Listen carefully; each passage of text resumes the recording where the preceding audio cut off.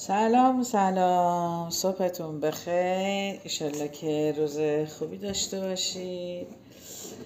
امروز میخوام، البته نمیدونم خوب در میاد یا نه چون اولین بار درست میکنم. امروز میخوام یه دونه نون رژیمی درست کنم که اونایی که میخوان لاغر بشن بتونن ازش استفاده کنن.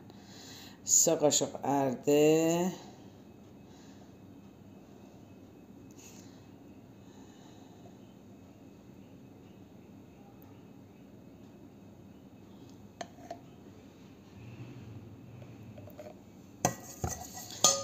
و یه دونه تخم مرغ، یک کم نمک و 2 قاشق هم آب. یک، اینم 2.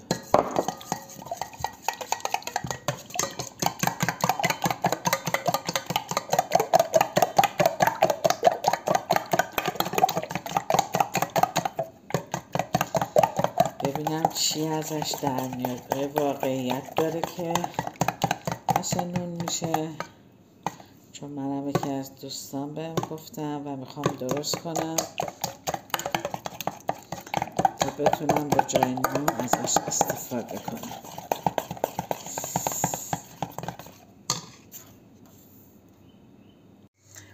طبق دستوری که بهم داده بود، وقتی که اون مواد با هم قاطی کردم اندازه 2 قاشق توی مایتابه ریختم، یکم سیاه دونه و دانه چیا روش پاشیدم. حالا ببینم بر میگرده، حتما بهتون نشون میدم. بذارید آماده شه و آمادهش رو بهتون نشون میدم که چه شکلی در اومده. دوستان، خرابکاریام هم بهتون نشون بدم. این فکر کنم اشتباه من این بود که ته مایتابه رو به هوای اینکه اون ارده بود چربش نکردم و بر نگشت. حالا دومی رو درست کنم ببینم چه شکلی در میاد. دومی رو ته مایتابه‌مو یکم روغن مالیدم، با دستمال و موادم رو ریختم. امیدوارم که این یکی برگرده. ببینید عزیزان، این قشنگ کامل حرکت میکنه و کامل از مایتابه جدا میشه. یه ذره خودشو بگیره برگردونم اون و خودم هم اولین بار میخوام بخورم ببینم چه لذتی داره. آیا خوشمزه است؟ حتما بهتون پیشنهاد میدم که این کار رو انجام بدید، ولی اگه خوب نبود اونم بهتون میگم که نخورید. اینم قشنگ برگشت. انشالله که خوشمزه هم باشه. خب اینم از نونام که 2 تا و نصفی ازش در اومد. یکیشو میخوام با 1 قاشق کره بادام زمینی بخورم، یکیشم میخوام با یکم نون و پنیر و خیار گوجه بخورم. ببینم کدومش خوشمزه تره. خب اینو اول با کره بادام زمینی بخورم. البته اینا جزو غذای رژیمی هم محسوب میشه، چون فکر میکنم حسابی آدمو سیر نگه میداره.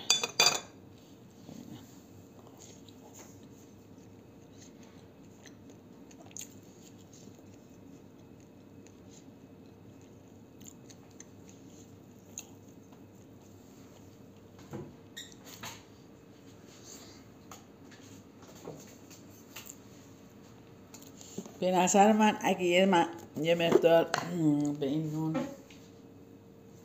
عسلم اضافه بشه که یه ذره شیرینی هم بده،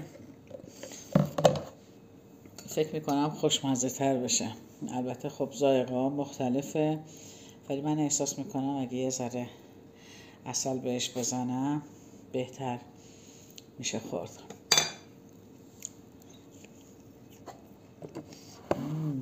بله، عالیه عالیه. و این یکی هم میخوام یه مقدار پنیر و خیار بذارم ببینم چجوری.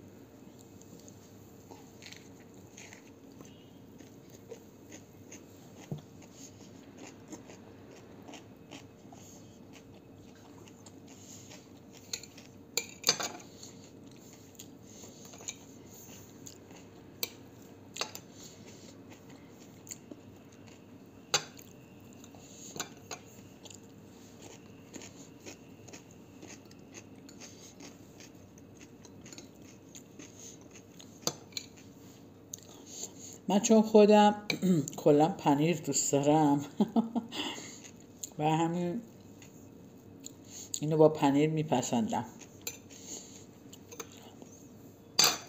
دوستانی که دارن رژیم میگیرن به نظر من این یه صبحانه کاملیه که میتونم بخورم و تا ساعتها اینا رو سیر نگه میداره. فکر کنم به طرف نهار بخوای ساعت 3-4 برید همون یه وعده‌ای بشه که میخواید با وعده صبحونه 2 تا که دیگه شام هم یه لیوان شیر یا یه چیز خیلی سبک. این تا اونجایی که من میدونم خیلی سیر آدم رو نگه میداره. انشالله شما درست کنید و لذتش رو ببرید. ممنون که ویدیوی منو تماشا کردید.